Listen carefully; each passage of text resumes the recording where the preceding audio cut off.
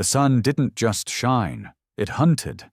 And under its cruel gaze, a woman ran like a shadow on fire, barefoot, bleeding, breathless. They weren't chasing her. They were finishing her. But death didn't come with a bullet. It came with a whisper, and a hand that didn't bind, but steadied. The desert didn't forgive.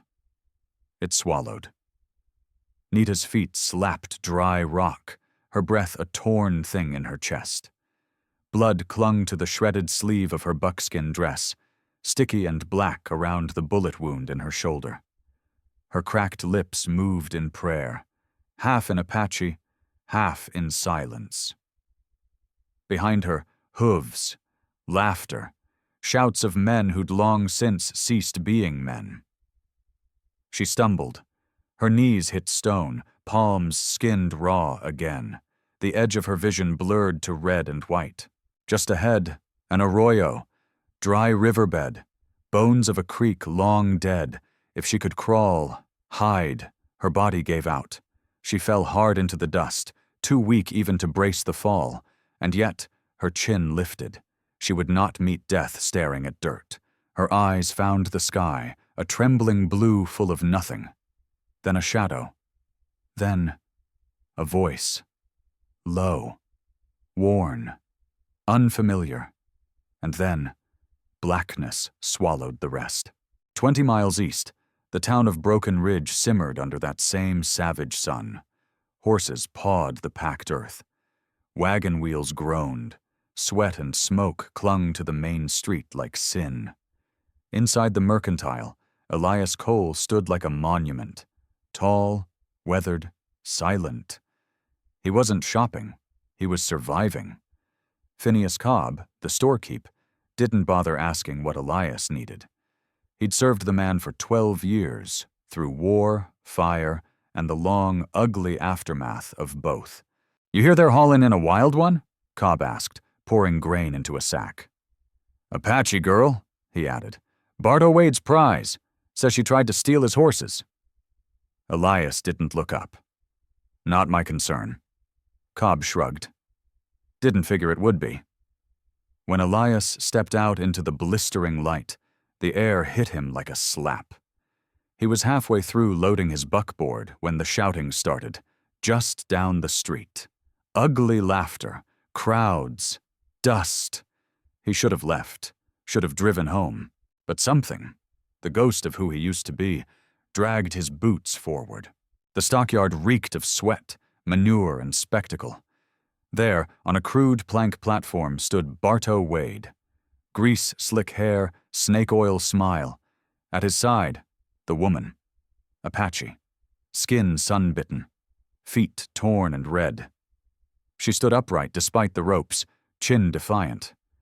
Her dress hung in tatters, and through the rip on her shoulder, Elias saw what no one else did. A bullet graze, swollen and angry. "Gentlemen," Wade called, "buy this fine heifer and get yourself an Apache gal. Free."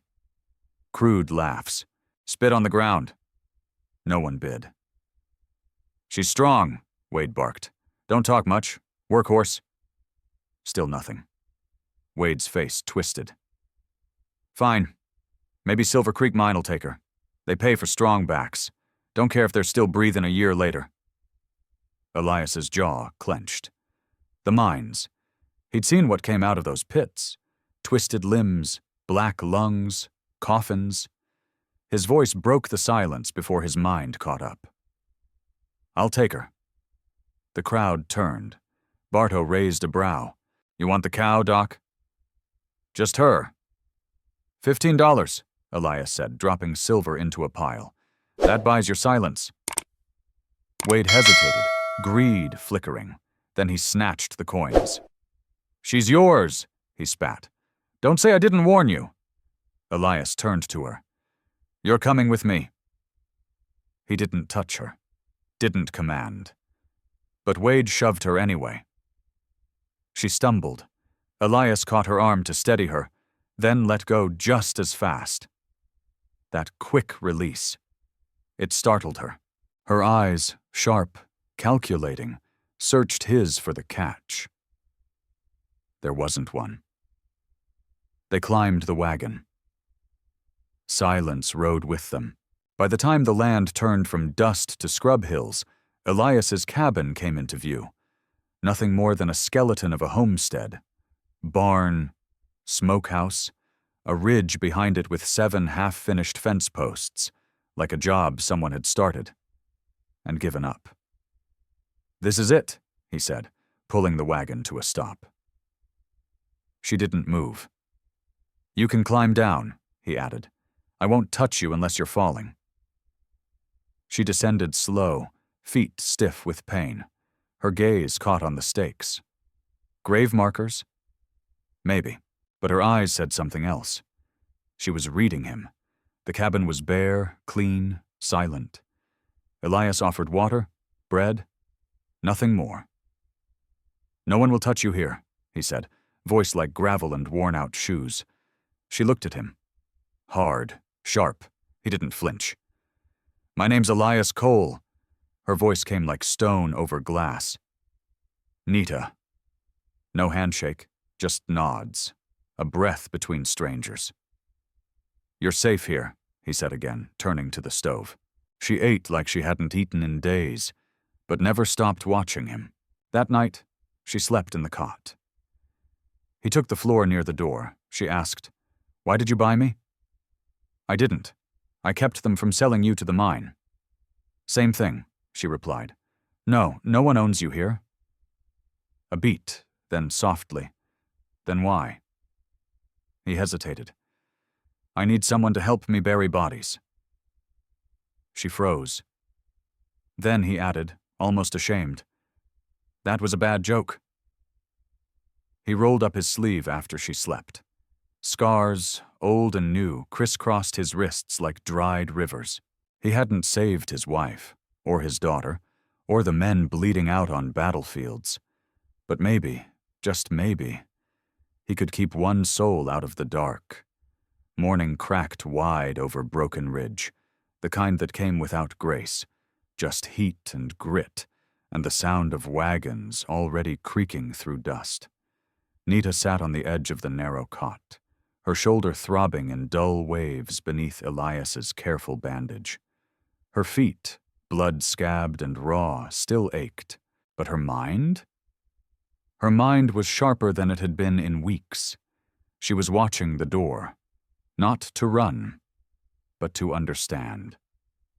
Elias moved quiet in the kitchen, setting coffee to boil, his back straight as a soldier's, but heavy with some old sorrow that made him seem older than he was. He hadn't asked anything of her. Not a chore, not a touch, not a thank you. Which made her all the more suspicious. "I'm headin' into town," Elias said without turning. "Need to pick up grain. Won't be gone long." She didn't answer. But she nodded once. "If anyone comes, rifle's still where I left it," he added gently. When he left, Nita watched the horizon from the porch, the rifle propped within reach but untouched. Coyotes cried from somewhere beyond the hills. Buzzards circled. There was no trust yet. But maybe, there was space. In Broken Ridge, the market buzzed with morning sweat and barter. Cattle bleated, and men cursed over mule shoes and coffee rations. Elias Cole walked like a man built from ash and old iron. People parted for him, not out of respect, but because his presence reminded them of the war, the sick, and the dead. "Didn't think we'd see you this week," Phineas Cobb said as he weighed a sack of oats. "Needed feed." Phineas gave a look, then leaned in. "You really bought her? The Apache girl from the yard?" Elias said nothing, just counted out coins. "Wade's been running his mouth," Phineas added, "claiming you bid high just so you could keep her out at your place, make her earn her keep." Elias's jaw tensed. "She's not mine." Phineas raised his palms. "Didn't say she was, but folks are talking." A pause. "You think about what might happen if Sheriff Knox hears too much of that talk?" Elias didn't answer. But his eyes were hard as hammer steel. Back at the cabin, Nita swept the porch with a pine branch, slow and steady. She wasn't doing it for him. She wasn't even sure why she was doing it at all. Maybe it felt good to do something other than survive. But the sound of hooves pulled her spine straight. She turned and froze. A rider approached on a dun-colored gelding, dust curling off the trail behind him. He wore a wide-brimmed hat low over his brow and a silver star pinned to his chest. Sheriff Jared Knox. She stepped back slowly, eyes narrowing. He dismounted without a word, tying his reins to the porch rail like he belonged there.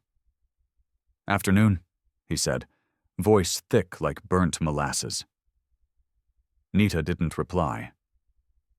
"Don't reckon we've met proper," he said, removing his gloves finger by finger. "Name's Knox, sheriff in these parts." Still, she said nothing. "You Elias's new project?" he added, stepping closer. "Word is he picked you up at the yard like some busted tool he could fix." "I ain't broken," Nita said flatly. His smile came slow. "False." "Didn't say you were, darlin'. Just misplaced." He leaned one boot against the porch rail, scanning the horizon. "See, I make it my business to know who's coming through my town, especially Apache, especially women who can't seem to say where their people are." Her stomach knotted. "You looking for someone?" she asked. Knox chuckled. "Always am." A pause. "You're real composed for someone who just escaped captivity," he said, eyes narrowing. "Real tidy. Real educated. Makes a man wonder where you learned to speak English that good." She didn't answer, but her fingers brushed the edge of the doorway, near the rifle. Knox saw it. Didn't miss a beat. "Careful now," he said. "Wouldn't want folks thinking you're dangerous. We hang dangerous things round here, especially when they've got no papers, no family, no name worth vouching for." That made her flinch, but just slightly. Knox smirked. He tipped his hat. "You let Cole know I stopped by, just making sure everything's proper." And just like that, he mounted up and rode off, dust curling behind him like a threat. When Elias returned, Nita met him at the gate. "He came," she said before he could dismount. "Who?" "Knox." Elias's face went tight. "What did he say?" "Enough." She didn't tell him the rest, about the look in Knox's eyes, the feeling, bone-deep and certain that she'd seen that man before. Not his face, his voice, somewhere far worse. That night, as coyotes sang and the moon hung low, Elias offered her a plate of cornbread and beans. She took it, ate slow, then set it aside. "Why'd you really do it?" she asked. "Why speak up?" He looked at her, not away, not through her, at her. "I've seen too many folks get buried who didn't deserve it." "And me?" she pressed. "You think I deserve more?" "I think you deserve a choice." A pause. Then, in the quiet between them, she said, "You don't know what I've done." Elias stirred the embers. "Neither do you." The sun bled out over the western hills, staining the sky with the color of dried blood. Wind whispered through the cottonwoods near Elias's cabin, stirring the dust but offering little mercy from the heat. Inside, it was silent. Nita stood at the stove, her bare feet wrapped in linen strips Elias had given her. She stirred a pot of beans with the kind of careful, deliberate movement of someone raised to waste nothing. Her shoulder ached. Her feet throbbed. But pain wasn't new. What was new, what rattled her to her bones, was the quiet. Not the silence of danger, but the stillness of a place untouched by cruelty. At least, not recently. She glanced at Elias, seated at the table, sharpening a knife slowly across a whetstone. His face, always somber, looked older tonight. Shadows curled under his eyes, and his jaw stayed tight even when he wasn't speaking. It was the kind of face that carried ghosts. "I cleaned the shed," Nita said softly, just to break the stillness. Elias didn't look up. "Didn't ask you to?" "I know," she said, then added, "That's why I did it." He paused, met her eyes. There was something unreadable behind them. Grief, maybe, or fear wearing grief's clothing. "You don't owe me work." "Don't owe you anything," she agreed. "But I owe myself something." They ate in near silence, save for the clink of spoons and the rustle of wind against the shutters. After, Elias rose and fetched a small tin box from a high shelf. Inside, bandages, a jar of salve, a coil of thread, and a needle. He motioned to her shoulder. "Let me check it." She hesitated, then nodded, pulling the sleeve of her dress down with care. The wound was healing, but angry and red. Infection still lurked beneath the skin. Elias crouched beside her, wiping his hands first, then cleaning the area with gentle, practiced fingers. Nita didn't flinch, didn't cry out, but her eyes never left him. "You said you were a doctor once," she said. "I was." "What changed?" He threaded the needle without answering. Then, "I buried more than I saved." Nita's voice softened. "War?" He nodded. "Union field hospitals. Before that, frontier medicine. Miriam, my wife, she called it soul rot. That slow, creeping poison that comes from watching too many die." She looked down. "I know that kind of rot." He glanced up. "You were a healer too." "Still am," she said, "even if there's no one left to heal." He didn't speak for a moment. Then, "You learned both ways?" "My grandmother taught me the old ways. The mission school taught me the rest. I carry both." He nodded again. There was a weight in that gesture, a kind of respect too few men offered. "You speak like someone educated," he said. "I listen," she replied. "And I remember." Later, Elias stepped outside to cool his thoughts. The stars were beginning to bloom above the ridgeline, and the 7 fence posts loomed like bones of a dream he once had, and never finished. He'd meant to build that fence for Ruth, to keep the garden safe. But Ruth was gone, and so the fence remained half-born. Behind him, Nita stepped out barefoot onto the porch. She was wrapped in a wool blanket, eyes fixed on the horizon. "What were the posts for?" she asked. Elias didn't turn. "The future, or what I thought it'd be." "You stopped halfway." "Life stopped first." They stood in silence. Then, she asked the question that had been clawing at her chest since the moment he caught her arm, and didn't hold on. "Why me, Elias? Why not walk away like everyone else?" He exhaled hard through his nose, a sound like a man worn through. "Because you looked like you were already dead," he said. "And I know what that feels like. I figured maybe saving you would quiet the noise." She looked at him. "And has it?" His jaw clenched. "Not yet." That night, Nita laid on the cot, eyes open to the dark. She thought of the last time she'd been held by someone without fear, her mother's hands, a lullaby half-remembered. Now here she was, free but not free, safe but not home. And yet, the man sleeping near the door had given her the rifle. He'd spoken truth without trying to own her. He'd fed her, tended her wounds, and asked for nothing. That kind of man was a rarity in the West, a scarred rarity. Just before sleep took her, she whispered to the dark, "Don't die before you're done."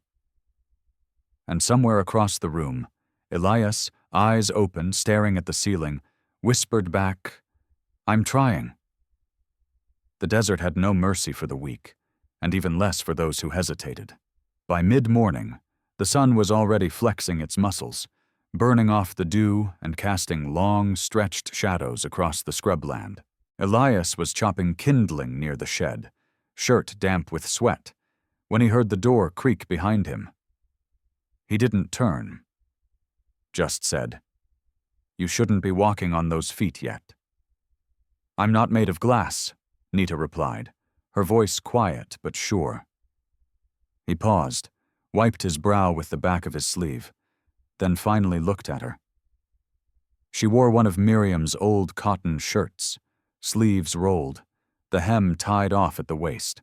It didn't fit right, but it looked like it belonged to her somehow, practical, resilient. "Shoulder still hurting?" he asked. She nodded. "It's hot and tight. Might be festering again." Elias tossed the axe aside and motioned her to the porch. "Sit down. Let me look." She lowered herself onto the steps with a soft grunt, her eyes steady as he brought out the small wooden kit again. He knelt beside her, hands deliberate, respectful. When he peeled back the bandage, he frowned. Damn. The edges of the wound were inflamed, an angry red halo around the puckered skin. "You're lucky it didn't turn worse." "I've seen worse," she said, "and smelled it." He poured carbolic acid into a shallow tin, soaking a cloth. "This is going to sting like hell." "I didn't ask for comfort," she said evenly. He gave her a long look. "Didn't offer it." He cleaned the wound gently, but thoroughly. Nita sat rigid as stone, her jaw tight, her eyes unblinking as the fire bit into her shoulder. A lesser person might have howled. She barely blinked. "You're used to pain," Elias said quietly. She looked at him, the edge in her gaze softening just slightly. "I was trained to be useful. In my tribe, pain teaches. In the mission school, it was punishment." He worked in silence a moment, then said, "Both sound like war camps." They were. When he finished rewrapping her arm, she rested her palm on her lap and let out a breath. "You work like someone who used to care if people lived or died." "I used to," he said, "until I watched too many die." Nita studied him. "You still care?" Elias shook his head. "No, just got habits I haven't broken yet." She said nothing to that, but they both knew he was lying. That afternoon, he found her sitting on the porch steps, cleaning his old boots with a damp rag. Not out of duty, out of something quieter. He sat beside her with a sigh, rubbing his knee. "Bad joint?" she asked. "Old injury, from before the war. A mule and a ravine." She smirked faintly. At least the mule lived. He chuckled once. "Barely." A silence stretched. Not awkward, just long enough for thoughts to gather. Then Elias stood, walked to the cabin door, and took down the rifle hanging above it. He checked the chamber, loaded a fresh round, and handed it to her. She blinked. "What is this?" "You said you weren't made of glass," he said, "and I don't believe in cages. That rifle's loaded, one shot. If you need me, fire it. I'll come running." She looked at the weapon, then at him. "You're giving me this?" "I told you. No one owns you here. That includes me." Her grip on the rifle tightened. "You're not afraid I'll shoot you?" He shrugged. "Then I'll die knowing I was wrong. But I'd rather die honest than live holding someone in chains." She stared at him for a long time, the wind pushing her hair across her face. "What if I just run?" He nodded slowly. "Then I'll know you needed to." Another silence, this one heavier. Finally she spoke, voice low. "When I was taken, the man who bought me first, he taught me one thing. That power means having the ability to hurt someone and choosing not to." Her eyes flicked to the rifle. "You're the first man I've met who understands that." Elias said nothing, just walked back inside and left the door open. That night, Nita stood barefoot on the porch, the rifle resting in her arms like an extension of her body. She stared out into the desert, where coyotes howled and shadows slithered across moonlight. Behind her, Elias moved around inside, quiet, like a ghost still learning to be flesh again. She didn't run, she didn't fire, she just stood watch. For the first time in weeks, no one was watching her. The stillness of the high desert had its own rhythm, a pulse that only those who'd lived through quiet violence understood. And Nita was beginning to feel it. She didn't call it peace. Not yet. But something slower, steadier, was starting to settle in her bones. She had begun planting rows in the garden, pulling weeds from between the dry, beaten stalks that had been forgotten. Each act, small, mundane, stitched her closer to herself. Elias, for his part, kept to the field most days, repairing the fence line he'd abandoned for years. Neither of them said it aloud, but something had shifted between them. Not trust, maybe not even friendship, but understanding. A quiet pact between scarred souls trying to move without breaking again. But the world never left the wounded alone for long. Late one afternoon, dust rose at the bottom of the trail. Nita saw it first. 3 riders coming hard from town. Her hand moved instinctively toward the rifle hanging near the door, but she didn't lift it. Not yet. Elias stepped out from the barn, wiping sweat from his brow. He followed her gaze, and his shoulders went rigid. The lead horse was a pale palomino, with a silver badge flashing on the rider's chest. Sheriff Jared Knox. Behind him rode 2 deputies, Leo Banks, all nervous energy, and Vince Hardy, stone-faced and slow-moving like a man who'd grown comfortable delivering bad news. Nita stood her ground as they dismounted. She kept her arms crossed, her face unreadable, but her whole body coiled like a snake ready to strike. "Afternoon, folks," Knox called, grinning like he'd just come to borrow sugar. Elias stepped between him and Nita without ceremony. "What do you want?" Knox swung his leg off the saddle and landed with a heavy thud. "Heard tell you've been playing house out here, Doc. Just figured I'd check in. Make sure your guest wasn't planning anything unsavory." "She's not your concern." Knox took a slow look around, eyes lingering too long on Nita. "Everything's my concern when Apache blood's involved, especially with reports of raids south of the pass." Nita's jaw tensed. "I've told you before. My people didn't do that." Knox chuckled. "And I told you. My job ain't to take your word for it." Leo Banks returned from circling the house, holding something in his hand. "Found this, Sheriff. Buried under the eaves." He handed over a small leather pouch, old and cracked. Knox opened it slowly, letting dried herbs and bits of feather fall into his palm. Nita's breath hitched. That was no ordinary medicine pouch. Elias's face went pale. Miriam's pouch. Knox sniffed the contents, then gave Elias a sideways glance. "Your wife kept Apache medicine?" "She respected all healing," Elias said, voice low, tight. "Doesn't make her Apache." Knox's smile turned mean. "You sure about that?" His eyes flicked to Nita. "Seems like you've got a taste for their ways, Cole. First your wife, now this one." Nita stepped forward, no fear in her voice. "I'm not his." "That so?" Knox tilted his head. "Then you won't mind coming with us, just for a little talk." "She's not going anywhere," Elias said, stepping forward, his body suddenly full of heat. Knox lowered his voice, just enough that only Elias could hear it. "Careful now. We both know the kind of men this town listens to. You think they'll line up behind a woman like her? Or a man like you?" He let the silence answer for him. Then he turned back to Nita, voice syrup thick. "You can ride quiet or ride tide. Either way, you're coming." "I'll go," Nita said suddenly. Elias turned sharply. "No, you won't." She gave him a look that made him stop speaking. "There's something in his eyes," she said softly. "Something familiar. I need to know." He stared at her, torn between rage and fear.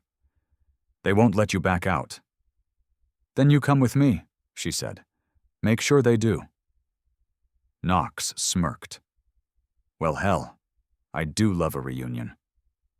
They rode back to Broken Ridge with the sun beginning to dip, throwing gold across the landscape like spilled whiskey. Nita rode behind Leo, hands tied loosely in front. Ceremonial, not needed. She wouldn't flee. Not now. Not yet.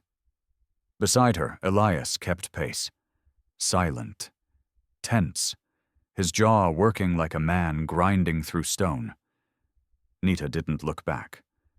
She already knew the road behind her. It was the road ahead. The jailhouse, the questions, the cold look in Knox's eyes that held the truth, and she was ready to meet it. The jailhouse in Broken Ridge hadn't been cleaned since the war ended. Dust clung to the barred windows, and the wood planks groaned like they remembered the screams of men who'd left more blood than breath inside. Sheriff Jared Knox liked it that way. He said it gave the place honest character. But truth was, he liked people to feel small the second they stepped through the door. Nita walked in without flinching. Elias followed close, his fists clenched so tight the scars on his knuckles shone white. "You can leave her with us," Knox said, tossing his gloves on the desk. "We just want to talk." "I'm staying," Elias said, eyes locked. Knox shrugged. "Suit yourself. Just don't cry when you don't like the answers." They led her to the back room. A cracked table. One chair. Elias stood behind her as she sat. Knox stayed standing, arms crossed, boots planted wide. "You remember a man named Curtis Vane?" Knox asked, voice sharp like the edge of a spade. Nita blinked. "No." "Funny," he said. "He remembers you. Claimed you were part of a raiding party hit his cattle spread near Clear Fork 2 summers back. Said one of y'all wore blue beads in her braid." She touched her hair instinctively. Blue glass, strung by her mother, still braided tight behind her ear. "They weren't stolen," she said. "They were given to me, from the women in my village." Knox leaned forward. "You expect me to believe that?" "I don't expect anything from you," she answered flatly. Elias took a step. "That's enough." But Knox just grinned. "You think standing next to her makes you some kind of saint, Elias? You forget what we buried up in those hills?" That shut the room cold. Nita turned to Elias. His face, once iron, now looked like weathered parchment. "What is he talking about?" she asked. Elias didn't answer. Knox did. "Tell her, Doc. Tell her how you rode with Captain Royce Harlan's patrol out of Fort Garrison. Tell her what you did when they raided the canyon villages." Elias looked like a man standing in fire, trying not to scream. "I was young," he said finally. "We were told it was a camp of insurgents. They gave us torches. They gave us rifles." He looked at Nita, pain blistering behind his eyes. "I didn't know. I swear to God, I didn't know there were children." Silence settled, heavier than shame. Knox tilted his head. "And now he plays the hero. You believe that, Missy?" Nita's hands trembled, but her voice stayed calm. "You think dragging up pain makes you powerful, but all it shows is what you are." Knox laughed. "And what am I?" "A man who's afraid of a woman who survived more fire than he ever lit." That landed. Hard. Knox slammed his hand down. "You keep talking and you'll sleep in that cell until you rot." I've slept on stone and lived, she said. Your jail means nothing. Elias reached for her shoulder, gently. That's enough. No, she said. Not anymore. She turned to Knox. You want to know about Curtis Vane? Ask him how he got the cattle. Ask him how many of our men he hanged for it. Knox's face changed. Not shock. Recognition. You were there, she said. You know what he did. I know justice when I see it, Knox snapped. No, she said, rising from the chair. You know silence. You trade in it. She faced Elias, eyes softening. And you didn't lie to me. You carried it. That matters. He swallowed, grief shaking his chest like a rattle. You still want to leave? She asked. Elias met her gaze. Not if you don't. Knox stepped between them. This ain't over. You walk out now and every man in this town will know what she is. Elias didn't flinch. Then let him know. They walked past the deputies, past the silent stairs, out into the afternoon light that felt like breath after drowning. Elias untied his horse, helped Nita mount. As they rode out of Broken Ridge, the wind picked up, pushing back the heat. And from the distance, the bell of the old church rang out, a sound no one had heard in years, not for weddings, not for deaths, but maybe, just maybe, for reckoning. They rode in silence, the kind that stretches for miles.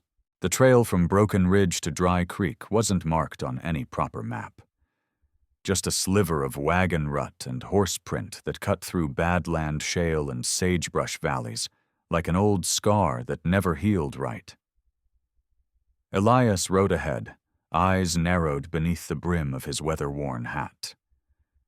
Nita followed, her back straight despite the bruises on her ribs, her fingers curled tight around the reins. The sky above was endless, a harsh, unblinking blue, and the heat shimmered like ghosts rising from the land. They hadn't spoken since the jailhouse, not since truth came to light like a bullet ripping through calm. Elias had once ridden with the men who torched her people's home.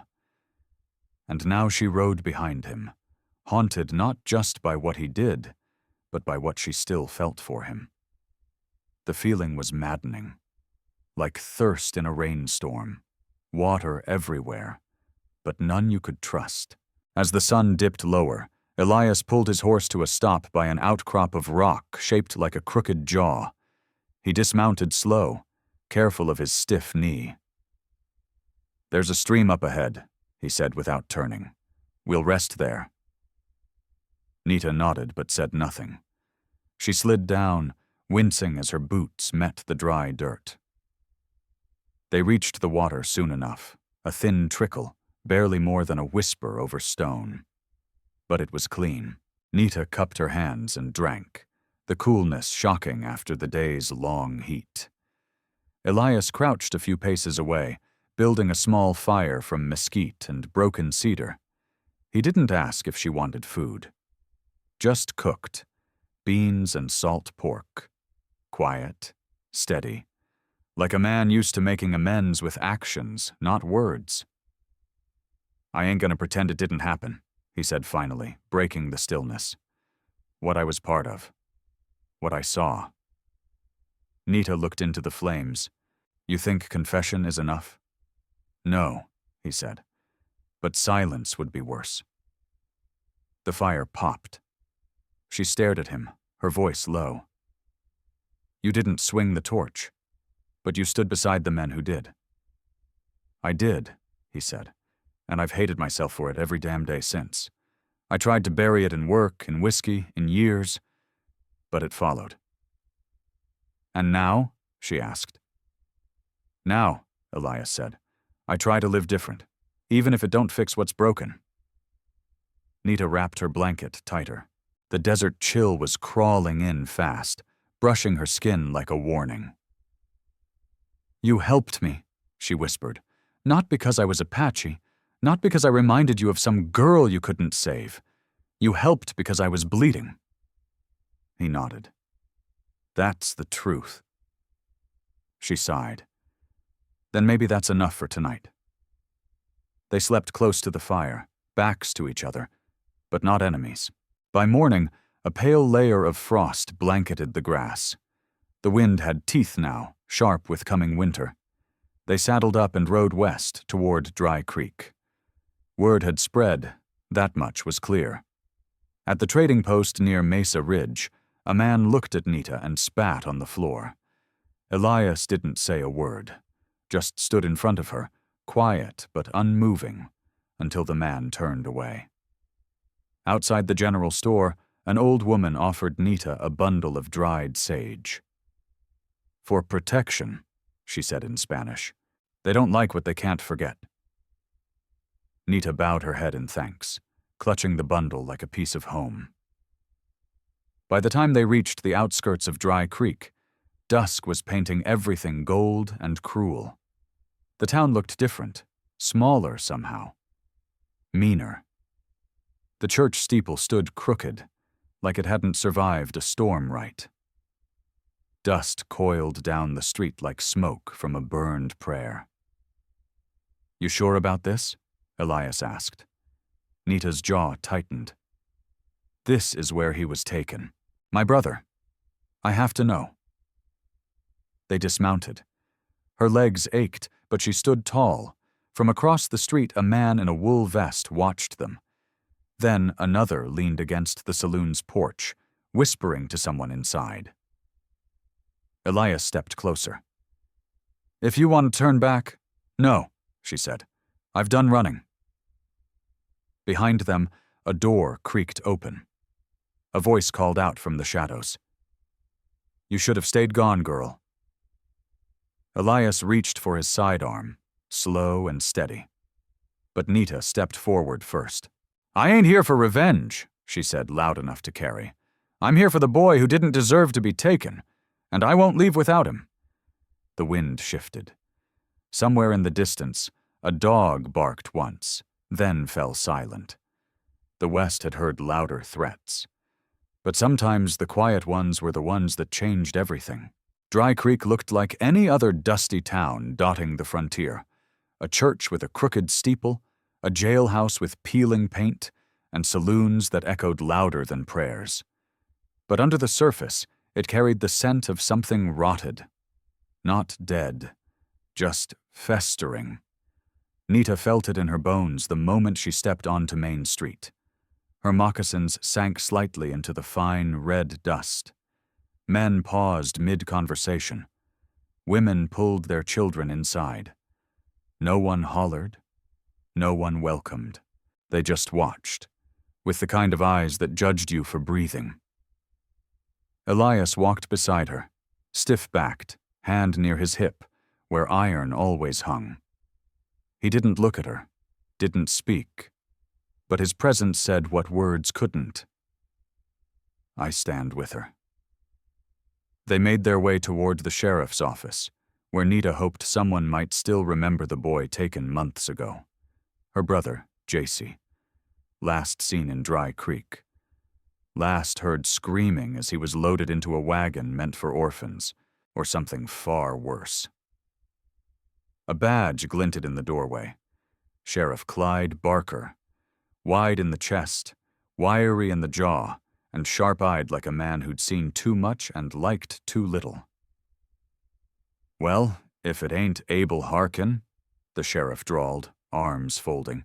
"Didn't expect you riding in with company like that." Nita didn't flinch. Elias didn't smile.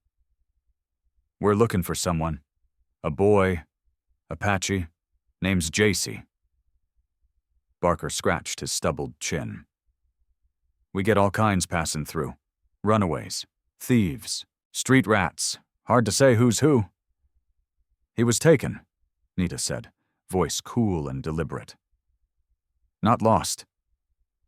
That struck a nerve. Barker's jaw ticked. "I heard enough rumors," Elias said. "Children hauled out of settlements, never seen again. Sold under law that ain't law at all." "You accusing me of something, Harkin?" "I'm saying you know who bought him." Silence stretched taut. Then the sheriff exhaled and stepped aside. "Check the orphan registry," he said. "You'll find what you're looking for, if there's anything worth finding." The jailhouse was dim and smelled of paper, whiskey, and old sweat. A ledger lay on a warped desk. Nita flipped through it, hands trembling, while Elias stood guard at the door. Page after page, name after name, and there, small, shaky handwriting. J.C. Hale, 8 years old, transferred to Judge Silas Boone, Red Rock County. Nita's lips parted. "Red Rock," she whispered. "That's 2 days south." Elias leaned over her shoulder. "That judge has hands in everything. Land deeds, rail contracts, and now, it seems, children." "Why would a judge buy a child?" Nita asked, though she already felt the sickness building in her gut. "Boone's known to collect labor like cattle," Elias said grimly. "Boys work his mines. Girls end up elsewhere." Nita stood, eyes sharp as obsidian. "Then we ride." They didn't get far. Outside, 2 men blocked their path. Dusty coats, holstered pistols, and the kind of smirks that came from long practice breaking people. "You stirred the pot, Harkin," one said. "Boone doesn't like folks sniffing after his property." Elias didn't blink. "That boy's not property." The other man drew first. Quick, stupid. Elias was quicker. 1 shot. Clean through the hand. The pistol clattered. The man dropped, screaming. The second man hesitated just long enough for Nita to grab a broken plank from the saloon wall and slam it across his face. He crumpled. Townfolk stared from behind curtains. No one helped, no one cheered, just watched, the way vultures do. Elias holstered his gun. "They'll send more." "Let them," Nita hissed. "Let them send the whole damn county." He looked at her. Blood spattered across her sleeve, hair tangled, breath ragged, but unbroken. "Your brother's in Red Rock," Elias said. "We ride at dawn." That night, they holed up in a barn behind the old preacher's house. An ally from long ago, Pastor Eli Turner gave them bread, a rifle, and a warning. "Judge Boone owns the law down there," he said quietly. "He writes it, bends it, breaks it, and no one dares call him out. You go down there, you best be ready for hell." "I was born in hell," Nita answered, "and I'm not scared of going back." Elias didn't argue. He knew her fire now. It burned hot, but never wild. As the stars took their place over Dry Creek, Nita sat in the straw and unwrapped the sage bundle the old woman had given her. She lit it and let the smoke curl through the rafters. "For protection?" she murmured. Elias watched. "Think it'll work?" She looked at him. "No, but it reminds me that someone once believed I was worth protecting." He nodded. "You are." And that was enough to carry them into the dark. They rode at first light, the kind of gray morning where the sun rose slow, like it didn't much care what happened below. Dust clung to Nita's braids. The wind dragged the scent of dry mesquite and something foul, a coppery warning carried from the south. Elias rode ahead, silent, back straight as a pine beam. Beside him, Nita kept her eyes sharp, hand near the knife on her belt. They didn't speak much. There was nothing left to say. Red Rock wasn't a town. It was a trap disguised as one. Nestled in a canyon's throat, it looked peaceful from a distance. But the closer they got, the more they saw the truth. High fences, watchmen on rooftops, and too many boys hauling crates that should have been moved by grown men. No laughter, just the sound of chains. Nita clenched her jaw. "This is it," Elias muttered. "Boone's kingdom." They left their horses tied behind a brush line near a dry riverbed. From there, they made their way on foot, cutting between wind-warped sheds and low adobe walls until they reached a narrow alley beside the courthouse. Elias pulled a folded map from his coat. The ledger said JC was transferred here last month. Boone keeps the kids in a boarding lodge behind the court. Looks like a school on paper, but word says otherwise. Nita stared at the building. No signs, no windows open, just silence. The wrong kind. They waited until the bell tower struck noon, when the street noise swelled with wagons and townsfolk. Then they moved. Elias slipped in through the back, where the latch was rusted. Nita followed close. Inside, the air was thick, not with smoke or rot, but with fear. You could feel it in the walls. A thin hallway stretched ahead. Doors on either side. No guards, no teachers. And then, soft sobbing. Nita turned, heart clenching. Behind one of the doors, a muffled cry. She opened it slow. Inside sat 4 children on straw mats. One of them stood, thin, brown-eyed, defiant even in hunger. Her breath hitched. JC? The boy blinked. Recognition sparked like flint. Nita! She ran to him, arms wrapping tight. He clung to her ribs like he'd never let go again. I thought you were gone, he whispered. Not a chance, she choked. Not while I breathe. Behind them, Elias was already at work, unlocking the other doors, freeing every child inside. Wordless. Focused. Efficient like a man who'd done this before. They moved fast, gathering the children. But they didn't get far. A rifle cocked from the stairwell. Well now, a gravelly voice said, ain't this a reunion? Judge Silas Boone stood tall, wearing black as if mourning something, maybe his soul. Behind him, 2 armed deputies, each meaner than the other. I wondered when you'd come, Boone said. The girl with fire in her eyes, the ghost with a gun. You took a child, Nita said. You'll answer for it.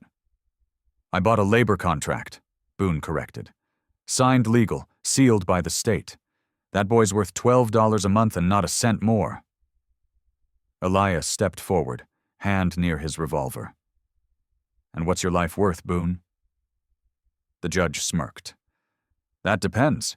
You think you can walk out of here with 15 kids and no lawman raising hell? Nita stepped between them, shoulders squared. We don't need permission. Boone's smile vanished. You think this is justice? You think folks care what happens to Apache brats and stray boys with no names? Elias cocked his gun. Maybe not, but I do. A long beat. Then, a shot rang out. One of the deputies fell, clutching his leg. The second raised his rifle, but Elias fired again, clean through the shoulder. Boone staggered back, eyes wide. You'll hang for this. No, Elias said, grabbing the judge by the collar. You will. They tied Boone up and left him in the very cage meant for runaways. Pastor Eli Turner arrived by sundown, bringing a wagon and 3 more men. Quiet, good-hearted folk who'd been waiting for someone to light the match.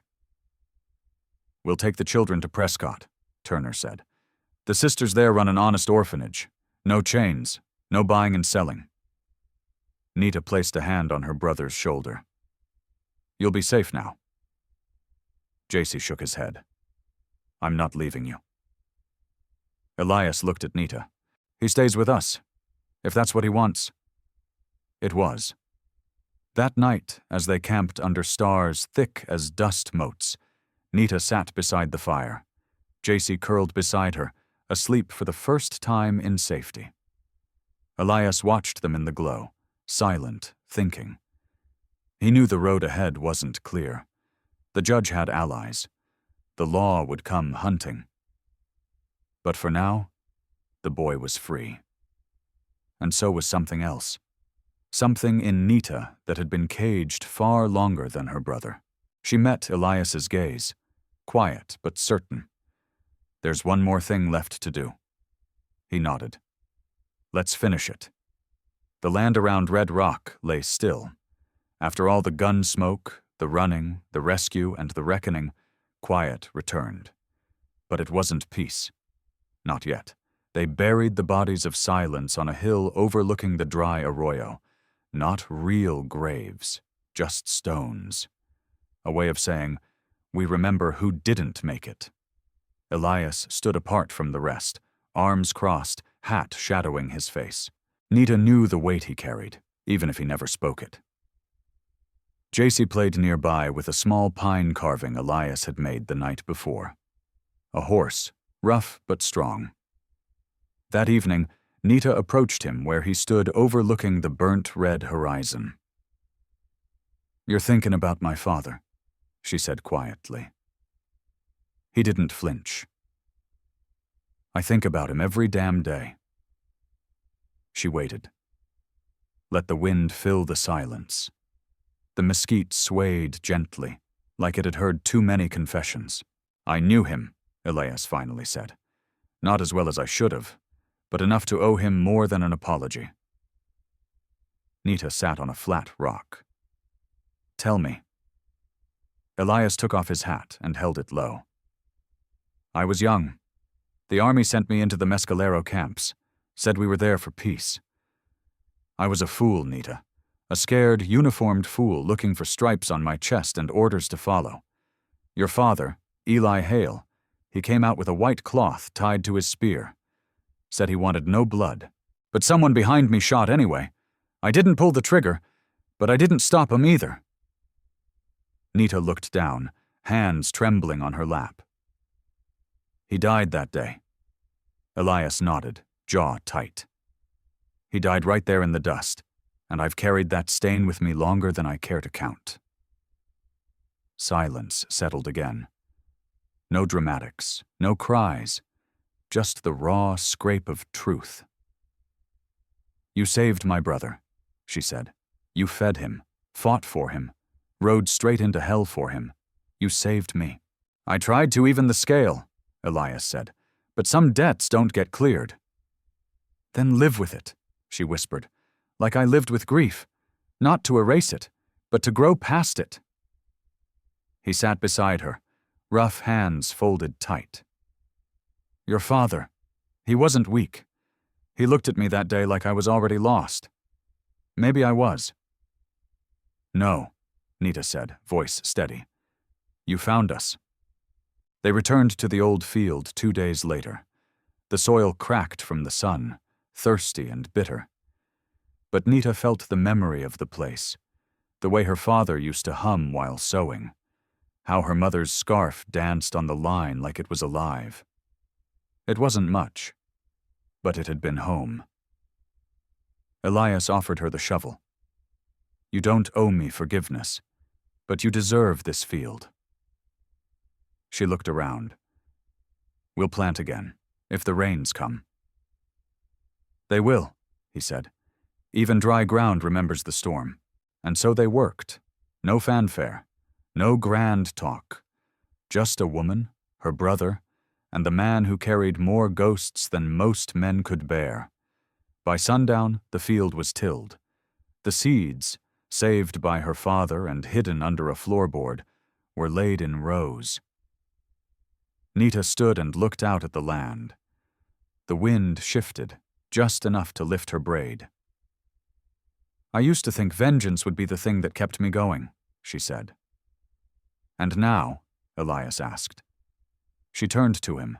"Now I think maybe it's the harvest." That night, they lit no fire. They sat under stars so thick they looked like spilled sugar across the sky.